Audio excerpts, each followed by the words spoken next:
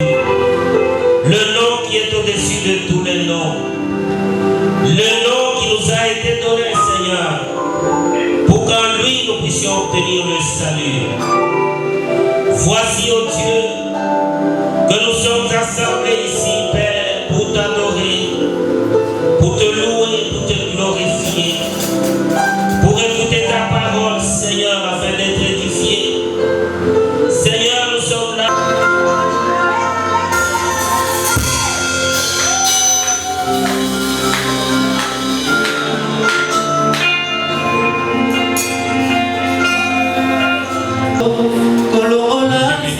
Ce matin pour ta grâce abondante, pour tes multiples bienfaits, pour ta présence surnaturelle. Que ton Saint-Nom soit loué pour tout ce que tu as accompli dans nos vies. Nous recommandons au fait. Que ce matin nous puissions te rendre encore grâce. Ce matin que nous puissions te dire que tu avais raison. Ce matin que nous puissions dire que ta volonté, non la mienne.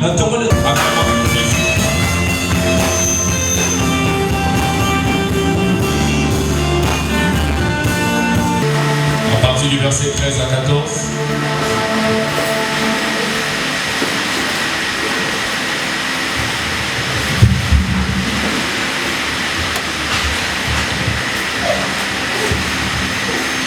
Genèse chapitre 1. Amen. Israël dit à Joseph, tes frères ne font-ils pas paître le troupeau à Sichem? Viens, je vais t'envoyer vers eux. Et il répondit, me voici. Israël lui dit, va, je te prie, et vois si tes frères sont en bonne santé, et si le troupeau est en bon état, et tu m'en rapporteras des nouvelles. Il l'envoya ainsi de la vallée d'Hébron. Et Joseph alla à Sichem. 32 à 36.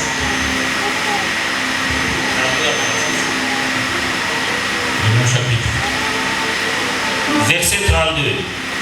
Ils envoyèrent à leur père la tunique de plusieurs couleurs en lui faisant dire, voici ce que nous avons trouvé. Reconnais si c'est la tunique de ton fils ou non. Jacob l'a reconnu et dit, c'est la tunique de mon fils.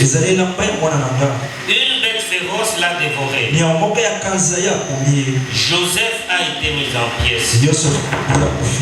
Et il déchira ses vêtements. Il mit un sac sur ses reins. Et il porta longtemps le deuil de son fils. Tous ses fils et toutes ses filles vinrent pour le consoler. Mais il ne voulut recevoir aucune consolation. Il disait, c'est en pleurant que je descendrai vers mon fils au séjour des morts. Et il pleurait son fils. Sois béni encore ce matin. Pendant que nous allons continuer à lire tes saintes écritures, laisse que ton esprit puisse se mouvoir dans l'auditoire. Je bénis l'entendement spirituel de ton peuple, ainsi que ce matin nous soyons qu'un simple canal, et que toi-même tu sois à l'œuvre. Pour ta gloire, j'en supplie avec foi, au nom précieux de Jésus-Christ. Amen. Vous pouvez vous asseoir pendant que Papa Sam finit la lecture. Les Madianites le vendirent en Égypte à Potiphar, officier de Pharaon, chef des gardes. Chapitre 39, versets 19 à 20. Toujours dans Genèse. Après avoir entendu les paroles de sa femme, qui lui disait, voilà ce que m'a fait ton esclave. Le maître de Joseph fut enflammé de colère. Il prit Joseph et le mit dans la prison, dans le lieu où les prisonniers du roi étaient enfermés. Et il fut là en prison. 2 Samuel chapitre 15, le verset 20.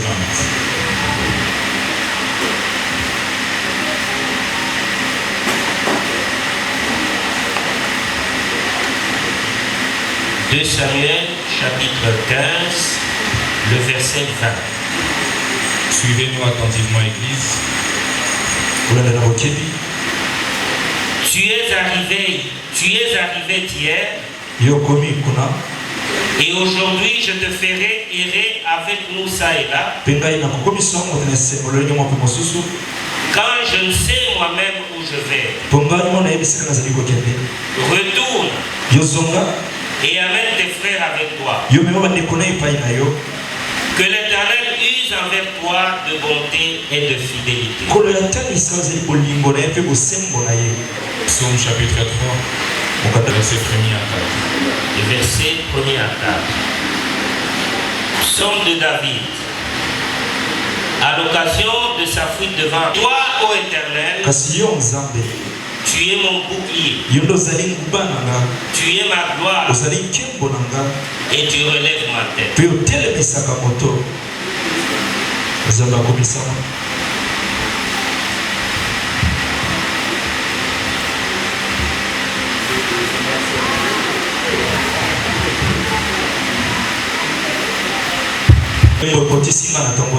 Cela t'a été donné d'enlever l'opprobre.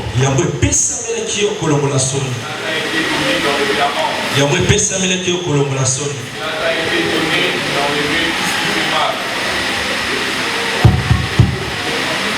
Ça n'a pas été donné à un homme, mais ça a été donné à Dieu. Et ce matin, je m'estime heureux que nous soyons encore dans cet ensemble des saints, où je ferai de mon mieux de vous parler en quelques minutes et la pensée dont le Seigneur a voulu que nous partageons ce matin. Vous êtes avec moi? Je crois que ceux qui étaient avec nous la semaine, nous avons parlé un peu en langue qui était un peu semblable à des petits enseignements. Donc aujourd'hui, je ferai un effort de ne pas y toucher pour que je parle d'autre chose.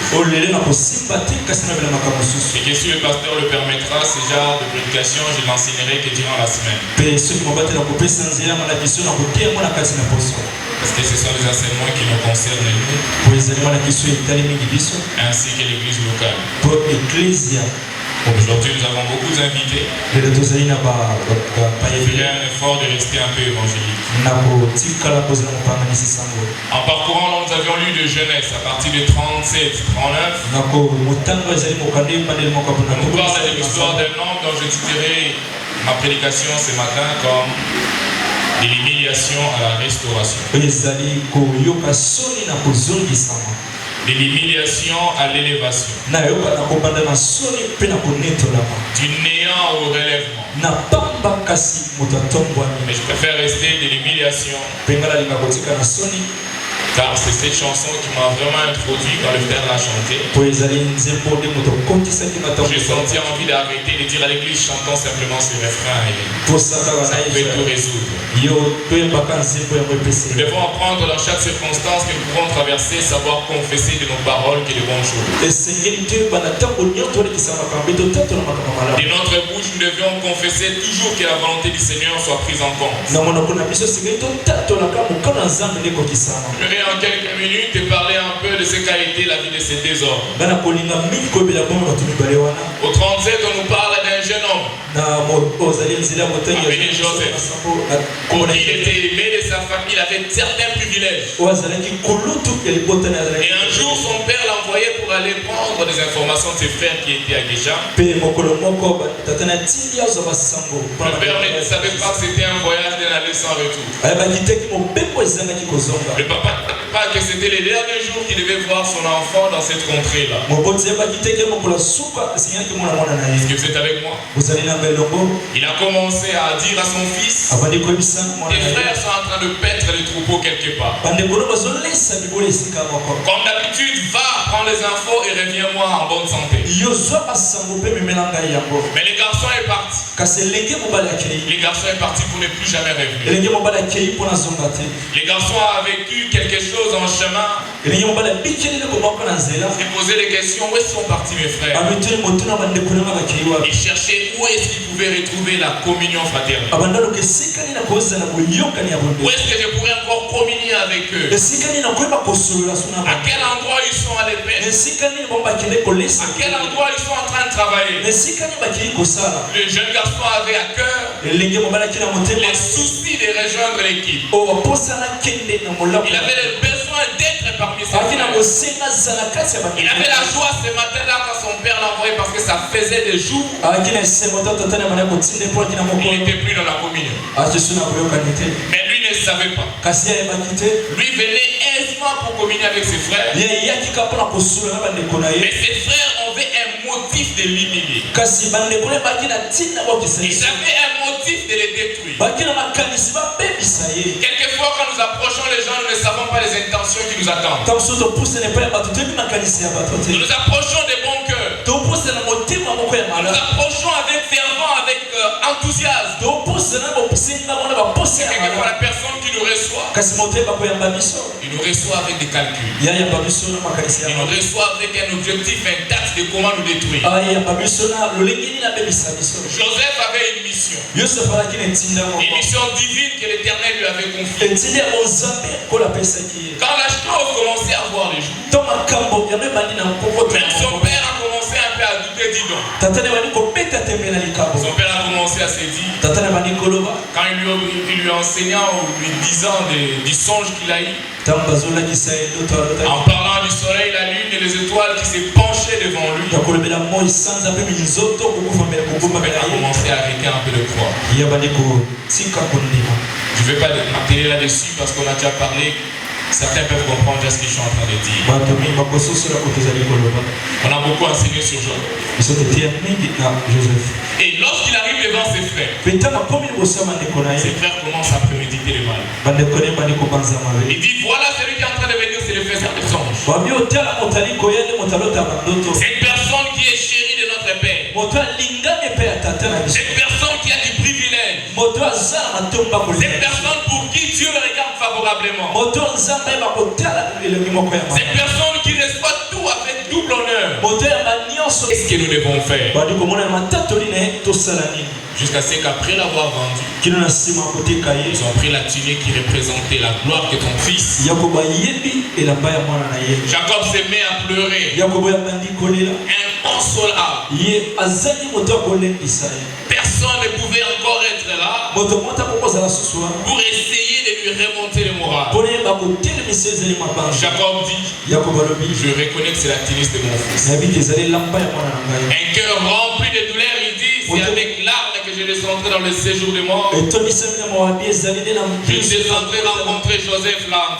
Mais Jacob ne savait pas que quelque part, ce deuil qu'il était en train de faire n'était pas un deuil. L'objet sur lequel il était en train d'enterrer sa vie, c'était un plan qui devait quitter un état délabrable à un état glorieux. Plusieurs fois quand les situations nous arrivent, nous dit même quand le ciel devient nuagé, c'est là pour toujours qu'il y ait un soleil quelque part. Le simple fait qu'il soit 7h du matin, qu'il soit 8h du matin, même quand je ne vois pas le soleil, c'est que le jour s'est déjà levé. Et lorsqu'il est arrivé, il a commencé à pleurer dessus. C'est lamenté. Il a commencé à crier. Il a commencé à revoir les souvenirs du passé. Si je ne l'avais pas envoyé, s'il n'était pas descendu vers ses frères. Et non seulement ça, j'ai peur d'une partie qui va m'introduire en train de développer ce que je dis.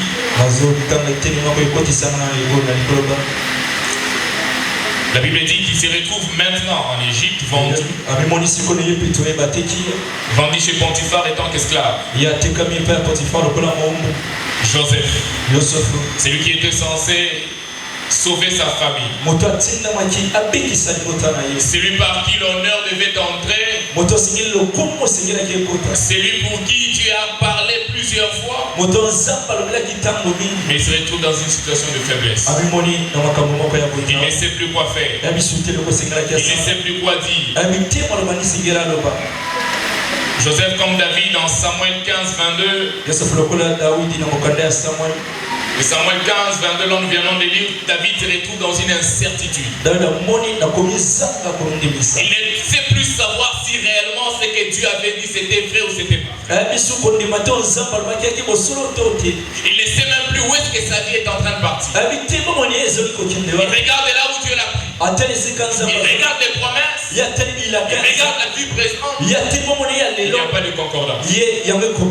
Il commence à se poser des questions. Est-ce que réellement j'avais reçu l'onction? Est-ce que réellement c'est Dieu qui m'avait parlé? Est-ce que réellement c'était Dieu qui avait dit cette chose? Une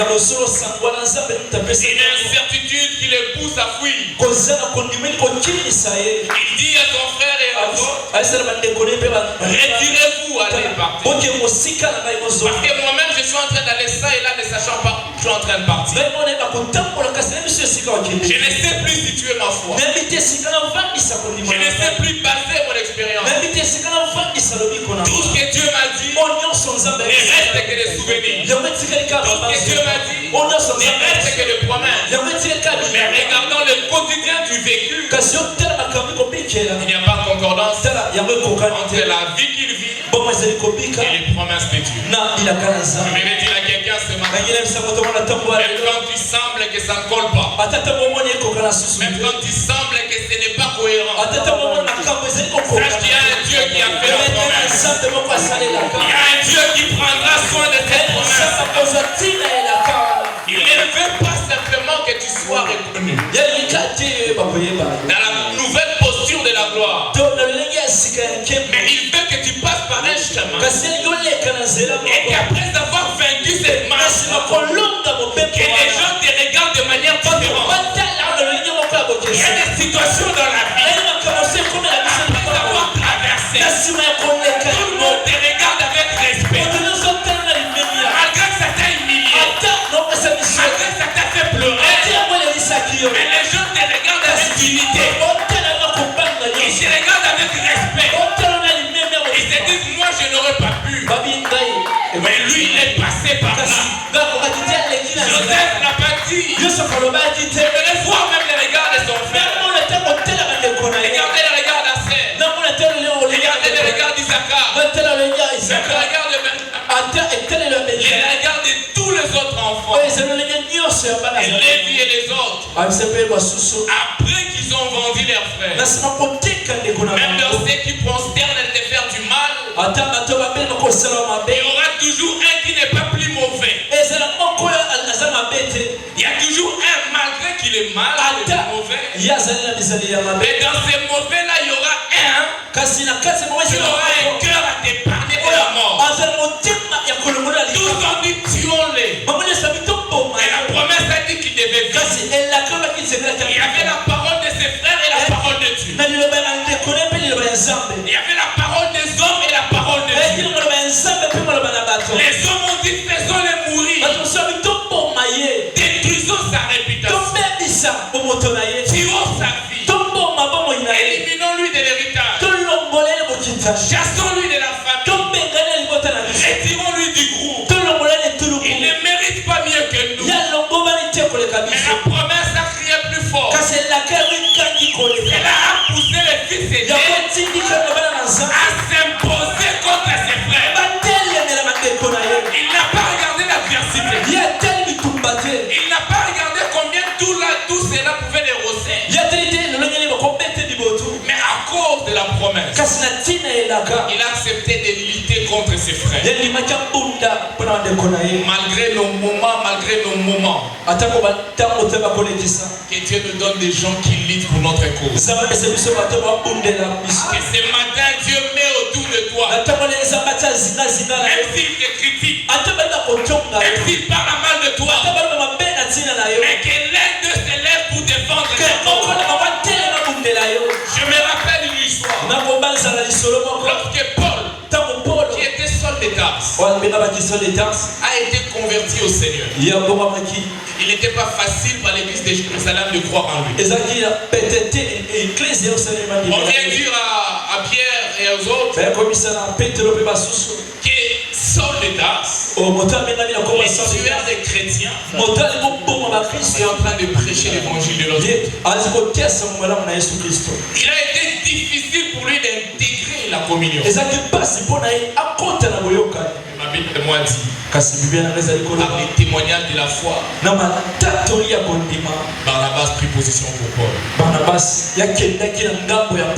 Barnabas vient et dit, j'ai été avec lui. Je vis ce qu'il a fait. Je vis qu'il a prêché de la part de Jésus. Même quand tout le monde sont contre lui. Même quand tout le monde dit qu'il a eu. Même quand tout le monde dit que c'est ce qu'il méritait. Et que quelqu'un se lève et qu'il dit, il a été un bon frère pour moi. Il a été une bonne soeur pour moi. Même dans tes faiblesses, reste juste. Joseph est resté intègre. Il n'a pas prié à Dieu pour qu'il tue ses frères. Joseph a toujours prié pour ses frères. Mais malgré qu'on comptissait en mal contre lui, il pleurait, mes frères. Pourquoi vous me laissez ainsi? Joseph a eu la plus grande douleur qu'on a parfois. On ne vient pas de l'extérieur, la trahison vient de l'intérieur. Les mots trahison même est employé par des personnes qui ne devaient jamais te trahir. Des gens sur qui tu comptais. Des personnes sur qui tu as confié un secret. Des personnes sur qui tu as donné ta vie. Et après demain tu te rends compte qu'ils se sont servis de ça pour te nuire. Ils se sont servis de ça pour te détruire. Ils se sont servis de ça pour t'anéantir. Tu pensais qu'ils étaient frères. Mais c'est au fil du temps que tu découvres réellement qui ils étaient. Mais cela ne doit jamais changer ta position envers ces personnes.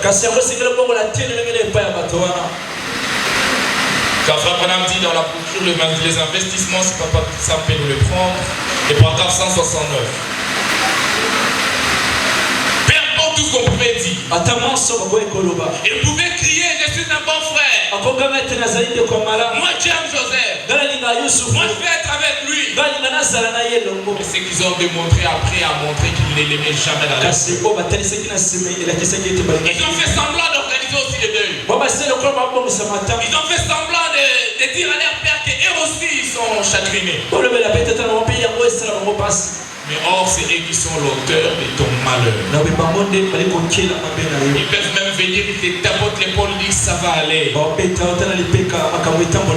c'est lui, l'initiateur de ta cause. C'est lui qui a tout fait. Il ne vient pas pleurer, mais il vient se rassurer si la douleur est parfaite. Il trahit ta relation. Il trahit ton amitié. Et il vient vérifier si réellement tu continues à croire. Il vient vivre de ses propres yeux la douleur que cela produira dans ta vie. Voilà pourquoi Frère Branham nous dit ne jamais pleurer devant les humains. De pleurer devant Dieu. C'est lui l'ami de ceux qui voyagent en pleine nuit. C'était ce que Frère Branham dit. C'était quelle date? Le 26 janvier 63. Nous chrétiens, ce que nous faisons démontre réellement si nous aimons la personne. Je fais les tirs de mes lèvres.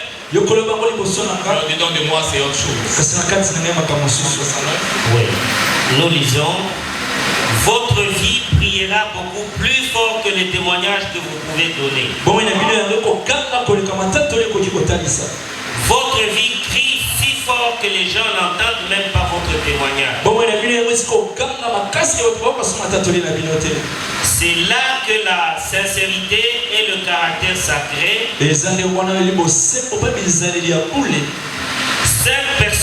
5 bonnes personnes réellement remplies de l'esprit, feront à Phoenix plus que tous les membres que nous avons. Notre témoignage, ce que nous pouvons dire, doit concorder avec notre vie.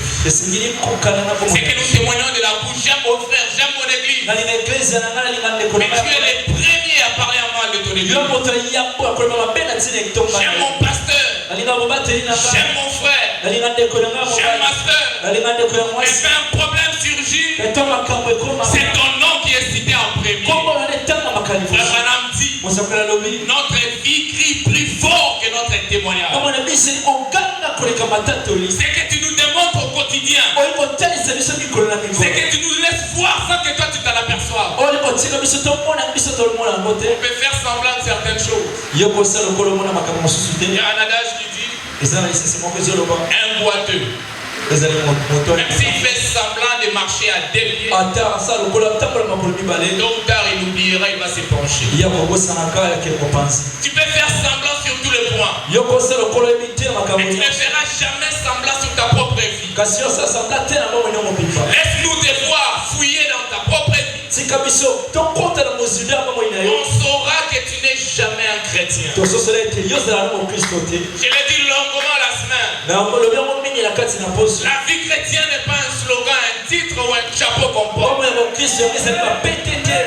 la vie chrétienne, c'est celui qui a le Christ en lui. Et Christ en nous fera les œuvres de Christ. Christ en nous vivra la parfaite accomplissement de la parole de Dieu. Joseph se retrouve rendu par ceux-là qui l'aimaient, rejeté par ses propres frères, abandonné. Certaines réalités ont fait que nous faisons des deuils dans nos prophéties. Nous avons enterré des promesses. Nous avons dit que ça ne s'accomplira jamais. Parce qu'on a été chassé du travail, parce qu'on a perdu une relation, parce qu'on a perdu quelque chose. Nous disons que ceci ne va plus jamais arriver. Mais je dire à quelqu'un ce matin, ce que tu as dit s'accomplira. Ce que tu as promis, elle finira par arriver mot à mot. Ça ne dépendra pas des hommes. Ça ne dépendra pas de qui veut ou qui ne veut pas. Ça dépendra de Dieu lui-même. Joël chapitre 2, le verset 25 nous dit ceci. Je vous remplacerai les années qu'ont dévoré la sauterelle, la gélèque, les asiles et les gazas. La grande armée que j'ai envoyée contre vous.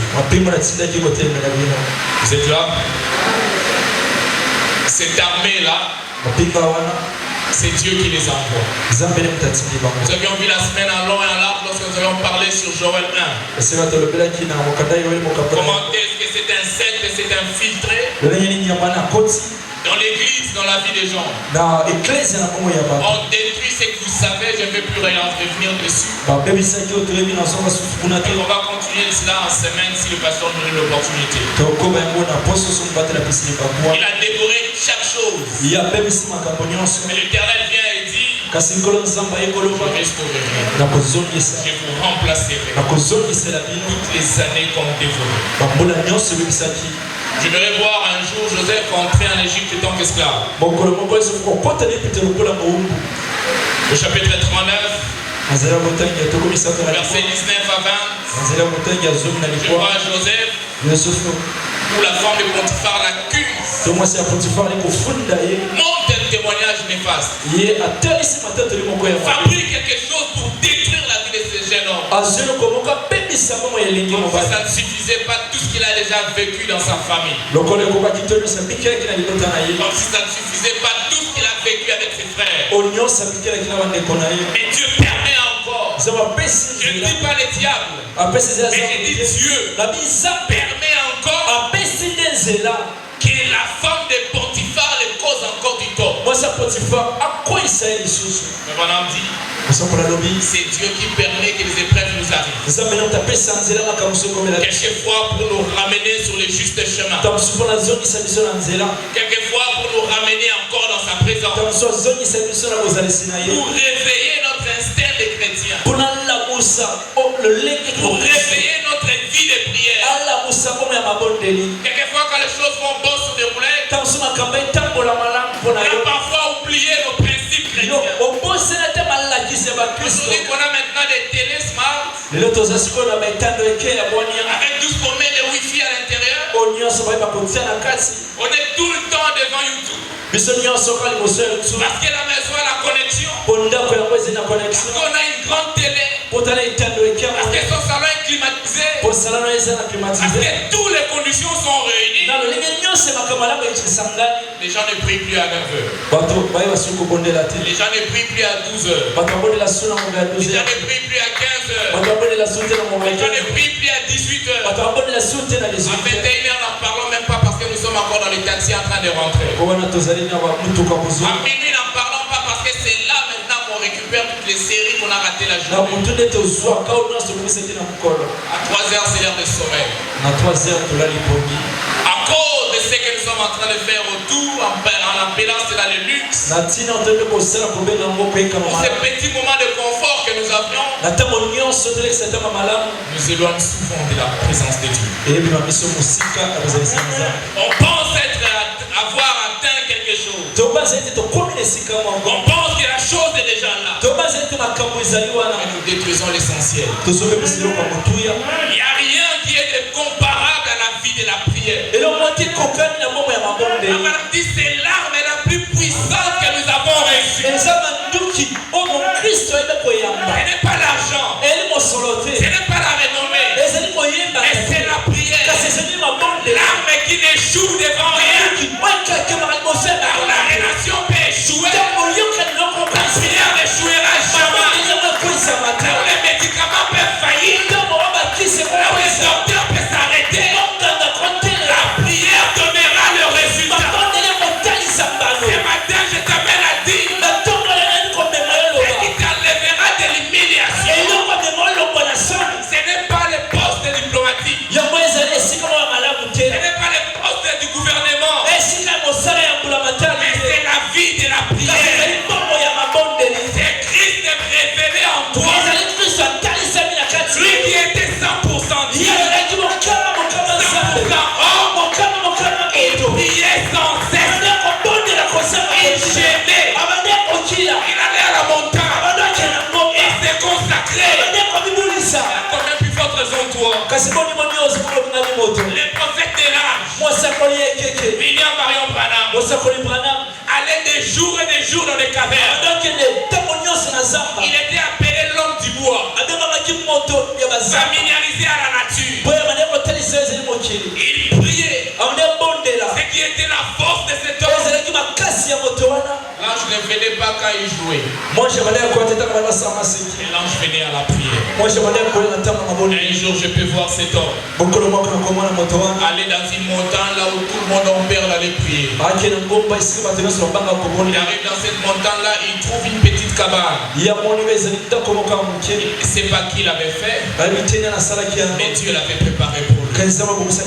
Il y a un endroit de ton exaucement. Il y a un endroit où Dieu a prévu pour toi.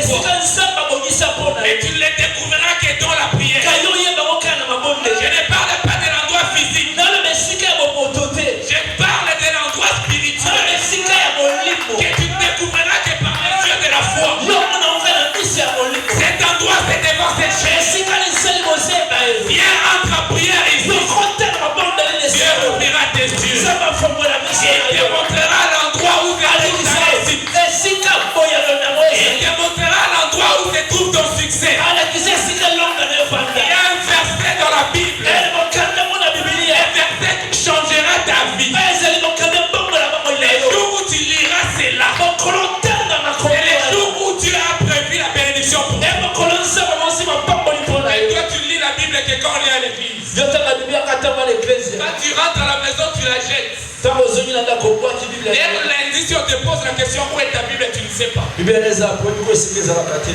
Malheur à nous qui avons des Bibles virtuelles. Car un jour la technologie les bloquera. Et heureux ceux qui ont des Bibles imprimées. La Bible dit, en ces temps-là, les gens auront soif de la connaissance. Elle ne sera plus là. Toi qui viens avec ta Bible Android, toi qui as ta Bible virtuelle, un jour tu entreras et le téléphone demandera une mise à jour. Quand tu veux prier pour un malade, que je prenais ma Bible en téléphone, j'impose sur sa tête. Et tu as tellement rusé.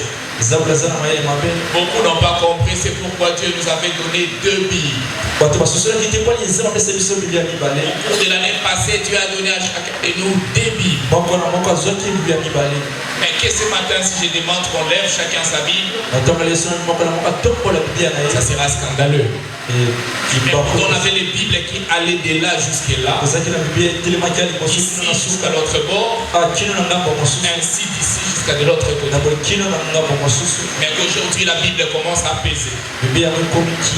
Quand on a un petit sac, on dit elle n'a pas de place. Il y a la place pour sa trousse, il y a la place pour ses lingettes, il y a la place pour ses papiers mouchoirs, il y a la place dans les sacs pour le téléphone. Il n'y a pas de place pour la Bible. Si quelqu'un peut lever sa Bible ce matin,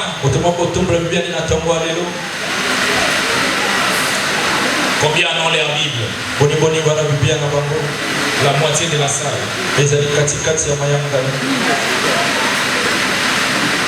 Joseph se retrouve en prison pour quelque chose qu'il n'a pas fait, pour quelque chose qu'il ne comprend pas, pour quelque chose qu'il ne sait pas expliquer. Qui va le croire?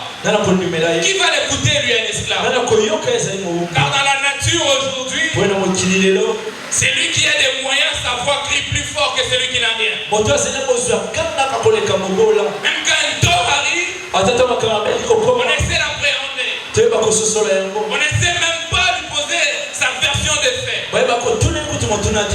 Condamné à tort, jugé à tort, et jeté en prison. Mais la Bible dit, même en prison, ce qui touchait prospère. Il était resté attaché avec Dieu. Passant, tu peux nous prendre la persévérance, prêcher le 13 janvier 63.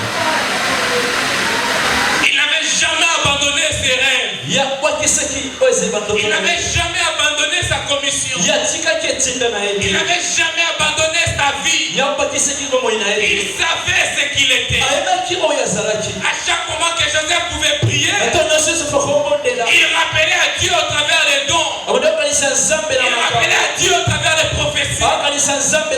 Il dit, tu m'avais dit, j'avais écrit ça, c'était à telle date, que tu enlèveras la honte de ma famille, et tu me rendras victorieux dans cette relation, et tu me donneras raison sur cette histoire, et tu me redonneras de la valeur, et tu me redonneras de l'honneur, comme David dans le psaume 3. Il est en train de dire, combien disent à mon sujet, le salut pour lui auprès de Dieu. Ils ont vu ce que j'ai fait. Ils sont au courant de ce que j'ai fait. Ils ont dit il n'aura plus de salut pour lui. Il est perdu. Il est condamné. Église, ne rejetons pas ce que Dieu n'a pas rejeté. Même quand quelqu'un tombe, aime-le encore. Même quand quelqu'un s'égare, approche-toi de lui. Nous rejetons ce que Dieu n'a pas encore rejeté. Nous rejetons les inachevés. Laisse-moi, je n'ai pas encore été achevé. Je suis encore en pleine construction. Mais nous, l'église, nous avons besoin des saints. Nous rejetons ce sur qui Dieu travaille encore. Mais dire à quelqu'un, Joseph sera grand. Mais malgré ça, il passe par la prison. La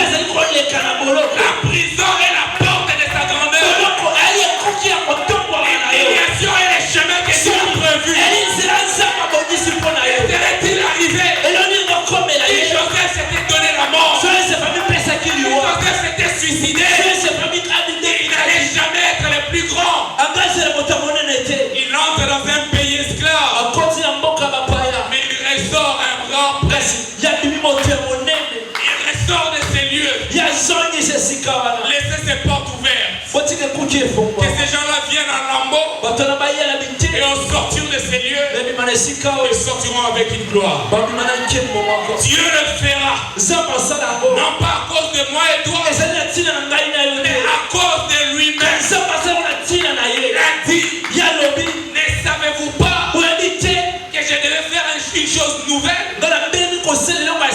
Il dit, je pardonne vos péchés par l'amour de moi-même.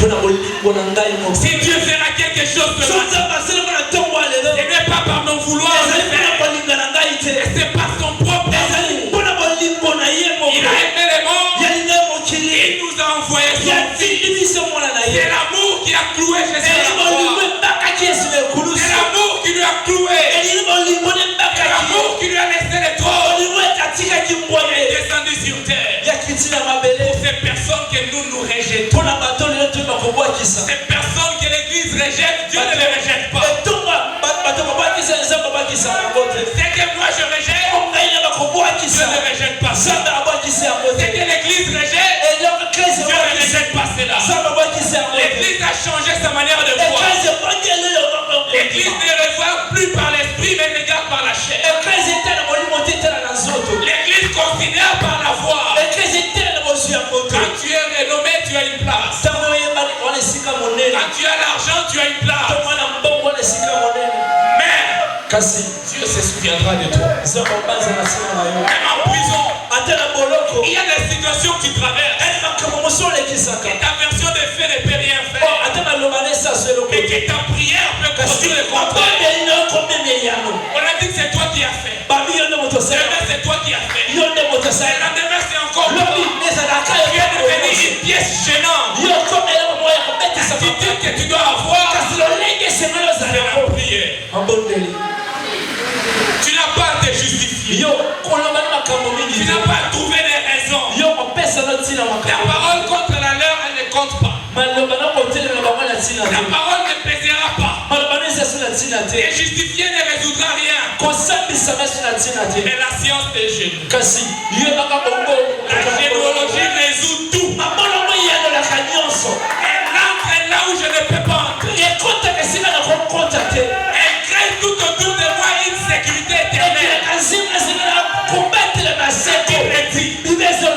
Quand Saoul cherchait à tuer David, David s'est réfugié dans des hauts lieux. Il y avait tellement une présence surnaturelle autour. Et Saoul et son armée ne pouvaient pas arriver. La prière met des sécurités autour. La prière déploie les anges à ton côté. La prière bouge les cœurs de Dieu. Quel genre de prière? Le pasteur a toujours dit, quand la douleur est sincère, la prière sera vraie. Et cette prière vraie, cette prière sans crainte. Frère Branham nous a dit, notre vie doit crier plus que notre témoignage. Là où la sincérité et l'intégrité sincère. Une prière sincère touche le cœur de Dieu. Une prière sincère bascule tous les calculs. Je ne vais pas m'étaler là, mais faire un tour. Arrivé dans le livre de Daniel, je peux voir ces trois Hébreux. L'autre pouvait dire à son frère, j'attends, qu'est-ce que tu crois qu'il viendra? Mais Jacques, est-ce que tu crois qu'il viendra? Abednego, tu crois qu'il viendra? Pour entendre Shadrach dire à Meshach, il a dit qu'il ne nous laissera jamais. Il a dit qu'il nous abandonnera jamais. Mais l'incertitude frappe les cœurs. On arrive à un niveau où le naturel est fini. Tout traduit la mort. Jacob avait la tunique de Joseph. Teinté de sang. Pour lui, tout était fini. Il allait dire à Jacob, ce n'est pas encore fini. Ce que tu vois n'est pas vrai. Ils ont fabriqué un témoignage. Dieu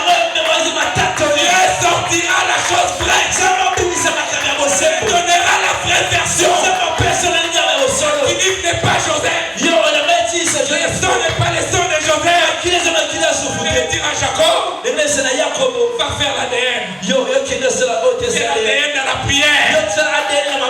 Cet esprit te dira, ce n'est pas le sang de Joseph, c'est le sang de l'agneau. L'agneau qui a versé son sang pour moi. Acceptez de prendre mon opprobre. Cet agneau est mort à la place de Joseph. Pendant que Joseph vivait à l'esclavage, il ne savait pas. Il a pleuré, il a dit, je descendrai avec des pleurs. C'est avec larmes que je descendrai au séjour des morts. Allez rencontrer mon fils. Certaines situations qui prophétisent même la mort autour de toi. Jacob a commencé à prophétiser sa propre mort. Jacob a voulu tout anticiper. Jacob a dit, moi aussi je vais descendre dans le séjour des morts. Pour dire que tu as pris mon fils, moi aussi ma vie. J'aimerais te dire, s'il a pris ta réputation, ne lui dis pas, il a pris ma réputation, moi aussi ma vie. Non, dis à Dieu, tu as tout pris. Et je sais, Job a dit, mes yeux les verront. Il a dit, passer d'un autre. Je sais que mon rédempteur est vivant. Il s'élèvera les derniers. Jacob, si tu pouvais lire les livres des Job, tu vais comprendre qu'il s'élèvera le dernier. Peu importe la situation que tu traverses, peu importe la vie dans laquelle tu es, n'abandonne jamais. Reste persévérant. Reste ferme sur ta foi. Même quand les réalités te prouvent que tu ne peux plus croire. Il y a des situations qui peuvent dire non à ta foi. Et ta foi se refroidit. Tu as tellement espéré, tu as tellement cru, mais rien ne marche. Le contraire de tout ce que tu demandes. Mais malgré que tu vois le contraire, sache qu'il y a quelque chose en gestation.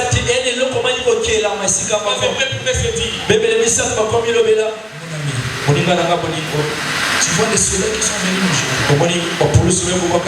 Et même sont morts, sont brûlés. Je pense qu'il est temps que nous puissions renoncer de notre foi. Chacun pouvait dire à Obed, il dit, je pense qu'il ne viendra plus. Il a permis cela sont brûlés. Est-ce que vraiment Dieu va changer cette histoire? Est-ce que vraiment Dieu va intervenir? Je voudrais dire à quelqu'un ce matin, Dieu intervient toujours. Il dit, le malheur atteint souvent les justes. L'Éternel en délivre tous. Pas une seule fois, pas deux fois. Et à chaque fois que le malheur arrive, l'Éternel intervient. Ils allaient faire mourir Joseph. Dieu a fait apparaître les marchands. Ne les tuez pas, mais vendez-les.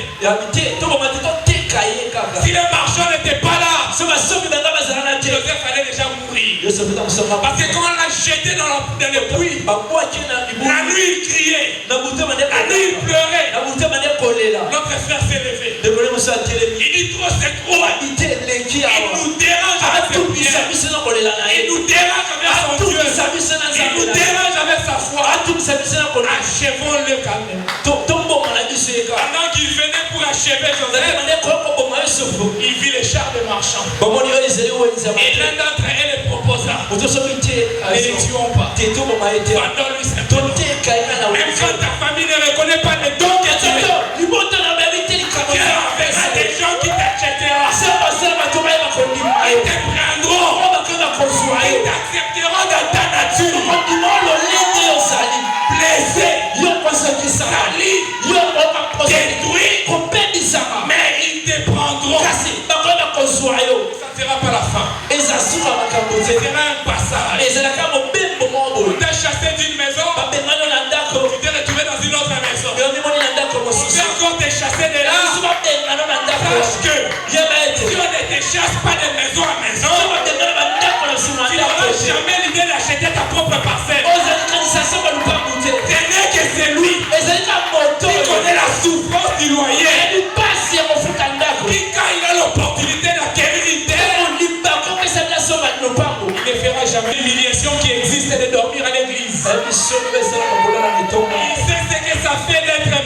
malheureux. Il sait ce que ça fait d'être honteux.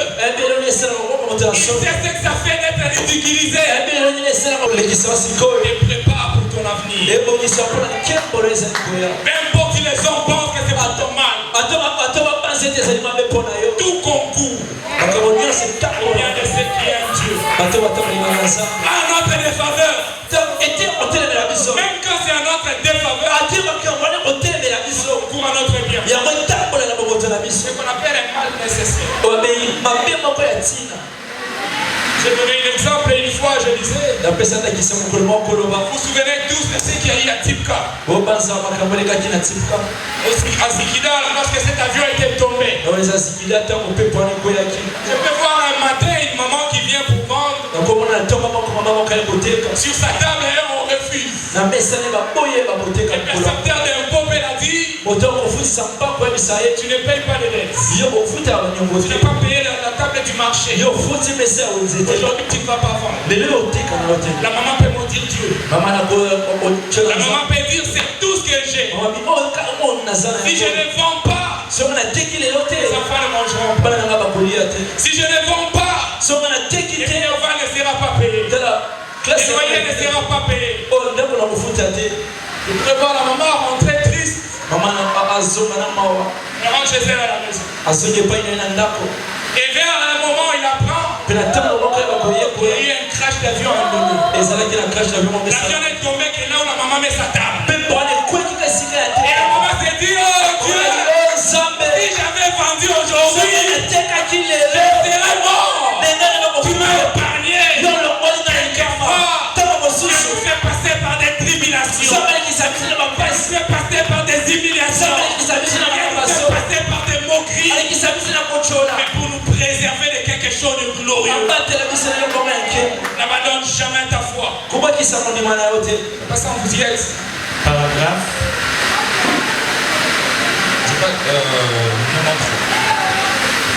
Nous lisons la persévérance du 13 janvier 63, paragraphe 93. J'ai un petit slogan que je clame un peu. Et celui qui abandonne facilement ne vainc jamais. Pensez-y donc. Un vainqueur n'abandonne jamais. Et celui qui abandonne facilement ne peut vaincre.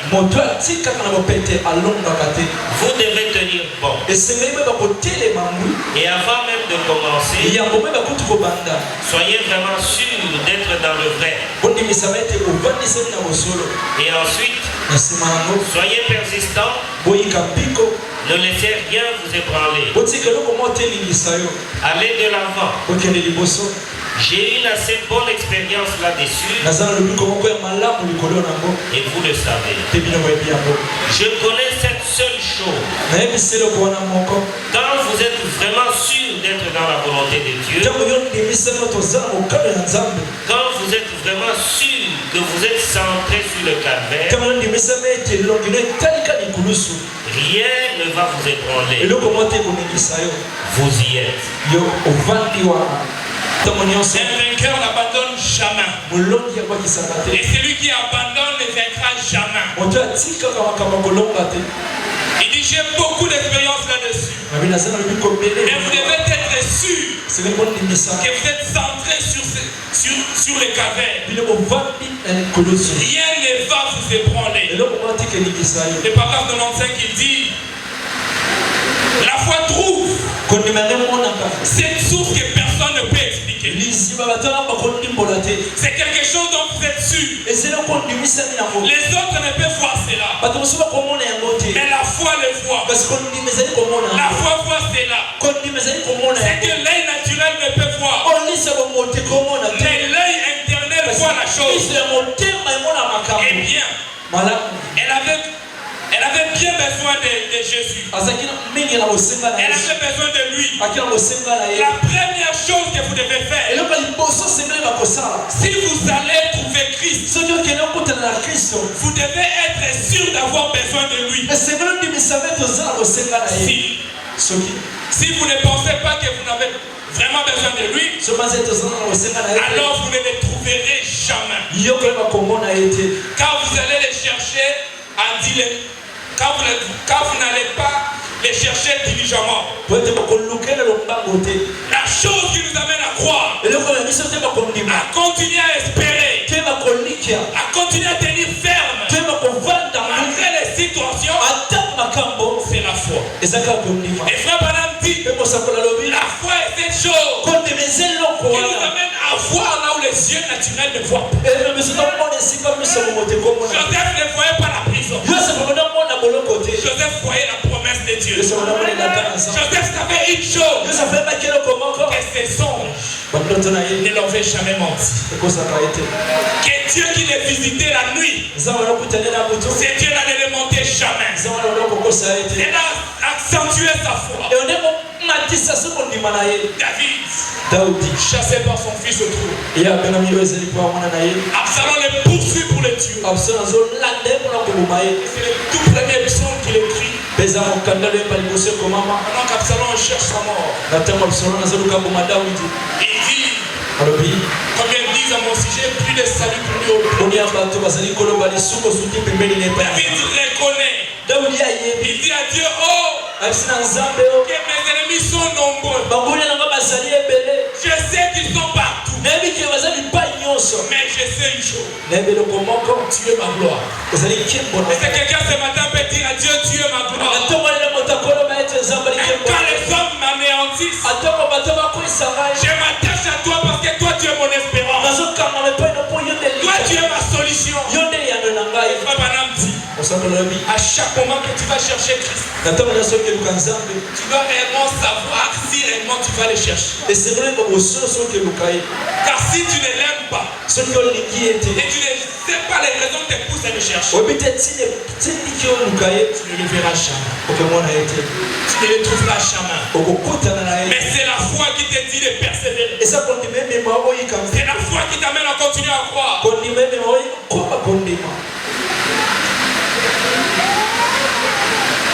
On va prendre le chef-d'œuvre. Dans le chef-d'œuvre, paragraphe 158. Comment cette épouse va-t-elle y arriver? Comment ce blé va-t-il y arriver? Malachie 4 a annoncé que dans les derniers jours, ces choses seraient rétablies. Quoi? Rétablies. Comme elles étaient au commencement. Qu'il les ramènerait. Je remplacerai, dit l'Éternel,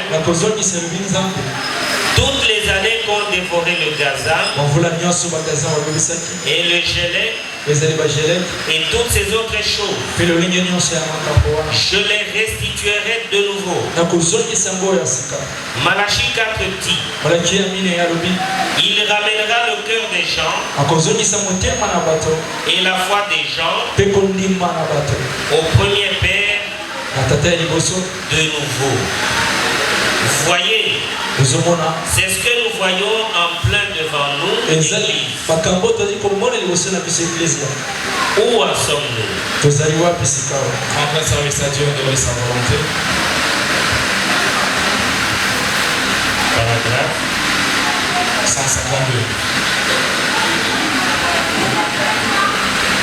Le rôle de Malachie 4, c'est celui de venir restaurer, de venir rétablir ce qui était détruit, de rétablir la foi, de rétablir la communion, de rétablir l'amour parfait, de rétablir la joie, de rétablir tout ce qui a été dévoré, d'enlever l'opprobre que l'Église a subi, d'enlever la honte qui règne sur nous, et d'amener les cœurs des gens, la foi des gens, la foi apostolique.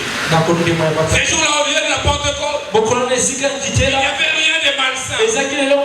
L'amour subordonnait tout. L'amour était au-dessus de tout. La foi était originale. Elle a produit à leur premier culte une conversion de 3000 âmes. La Bible dit dans Acte 2, 3000 âmes venues au Seigneur. disent à Pierre et aux frères, que devons-nous faire? Il devait être ramené. Tout ce qu'ils avaient perdu, tout ce qui était loin de la promesse.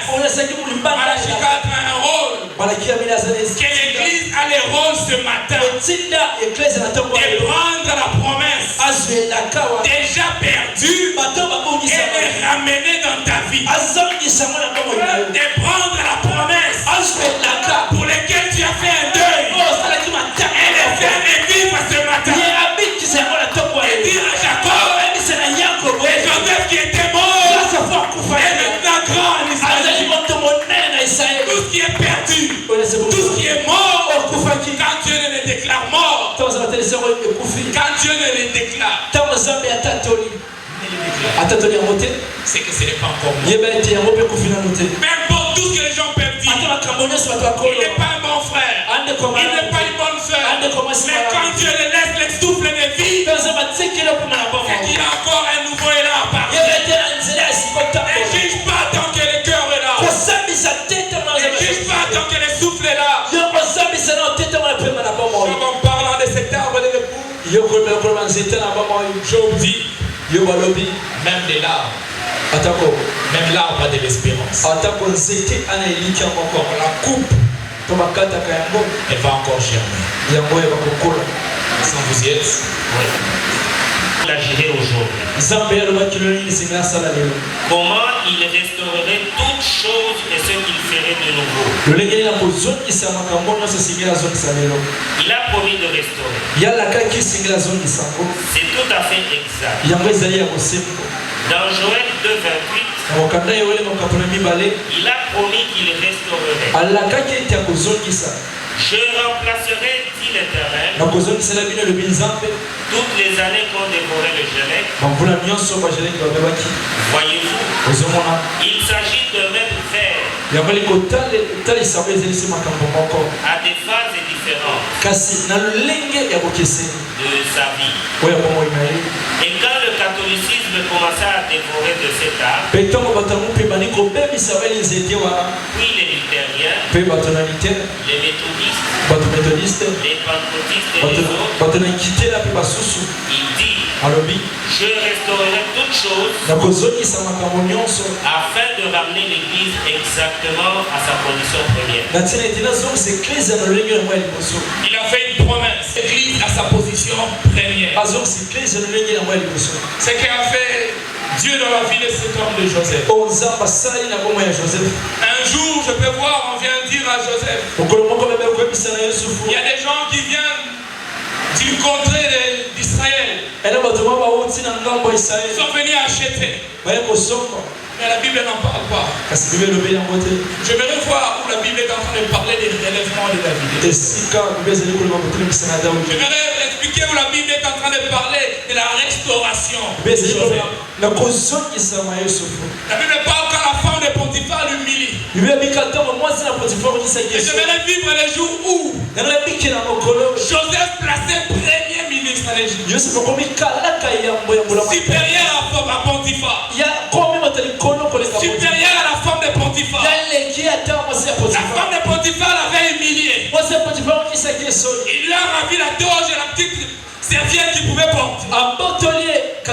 Il lui a critiqué sur tous les faits.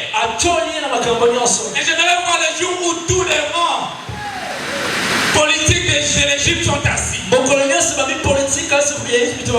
devait présenter Joseph et donc le premier ministre. Je peux voir la femme de Potiphar s'asseoir. Avec Potiphar, en train de regarder comment Joseph est devenu plus grand que son mari. La personne que tu négliges aujourd'hui, peut-être ton chef demain. La personne que tu détruis maintenant, peut-être celui qui va te conduire demain. Ne défie pas aux apparences. La femme devait être obligée de faire des éloges. Si j'étais Joseph, je pouvais dire à la femme, qu'avais-tu de mon Dieu? Que pensais-tu que je finirais? Comment pensais-tu que j'allais être? Mais Dieu a tenu sa parole jusqu'à la fin. C'est pour dire à quelqu'un, les paroles de Dieu sont comme une pluie qui tombe du ciel. Il ne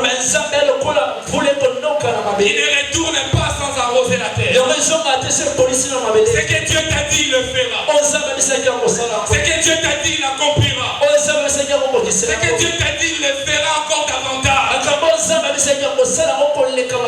Non pas par le simple fait de le faire, mais parce que sa parole ne mange jamais. La Bible dit qu'il est le Dieu à la parole infaillible. Le Dieu à la main immuable. S'il a dit que je serai quelqu'un, même si mon père le refuse, je le serai. S'il a dit qu'on parlera de toi en bien, même si autour de toi on prépare tout pour t'anéantir, Dieu fera quelque chose. Tel il est, tel nous sommes. En parlant du lys de la vallée, je clôture par ici. Avez-vous déjà entendu parler de cette fleur? Pendant dit le lys de la vallée, on l'appelle le lys de la vallée.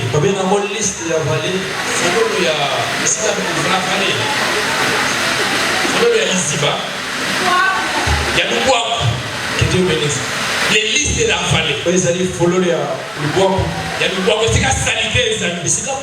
Là où il y a la boue. Là où il y a des pierres. Là où il n'y a pas de vie. C'est là que ces lys-là poussent. Il ne sort pas bonnement. Il ne pousse pas par facilité. Mais il serait un chemin via les rocaillés. Dans un chemin rocailleux. Dans un chemin difficile. Dans un chemin boué. Dans un chemin sale. C'est là que l'église de la vallée déploie un chemin. Là où d'autres fleurs ne peuvent pas pousser. Là où d'autres fleurs ne peuvent pas vivre. Là où d'autres fleurs ne peuvent pas rester. Quelqu'un comprend cette église.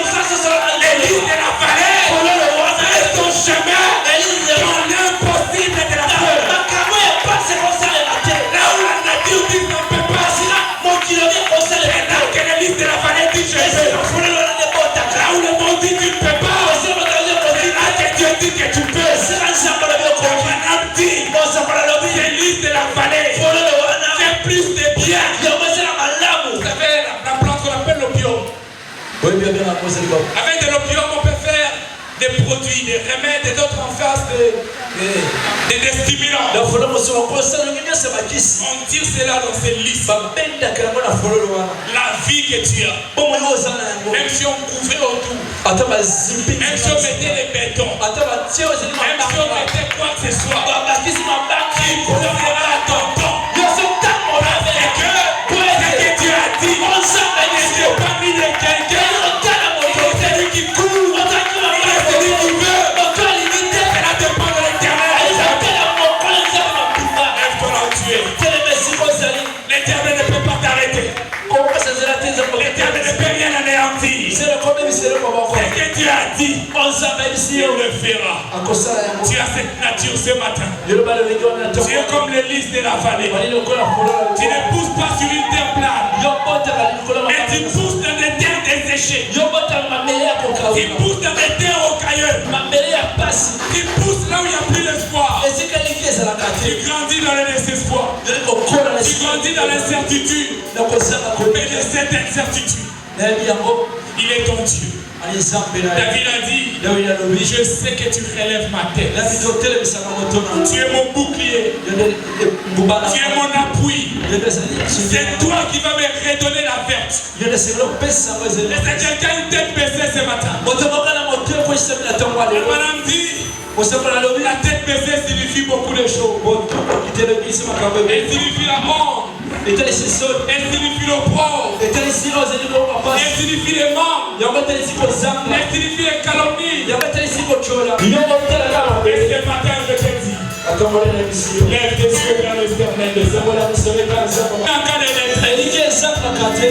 matin il va secourir quelqu'un. Ce matin il va enlever l'humilité.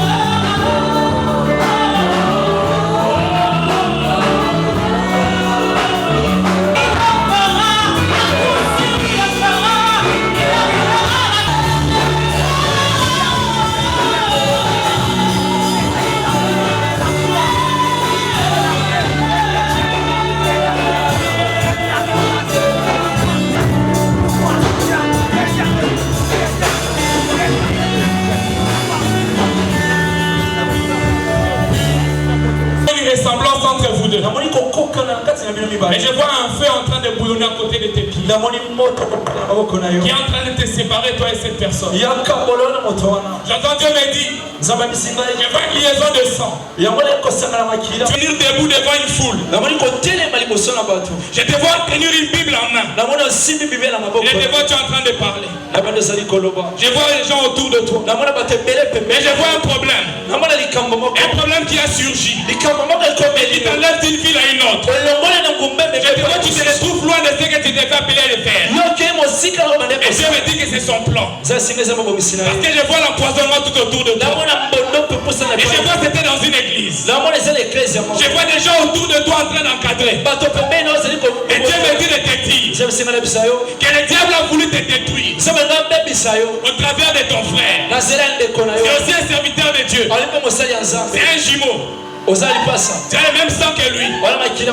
Dieu me dit de te dire ceci. Tu vas l'appeler après ses cultes. Et Dieu d'arrêter là où il est. De suivre le même chemin que toi. Je vois un sang en train de vous tirer en arrière. Ça fait la forme comme un cordon ombilical. Et cela est en train d'empêcher d'avancer. Cette flamme-là qui s'allume n'est pas de moi, Dieu. Mais c'est une flamme que le diable est en train de mettre à côté de tes pieds. Qui déstabilise ta foi dans l'œuvre. Et qui crée des choses autour de toi. Qui t'amène très loin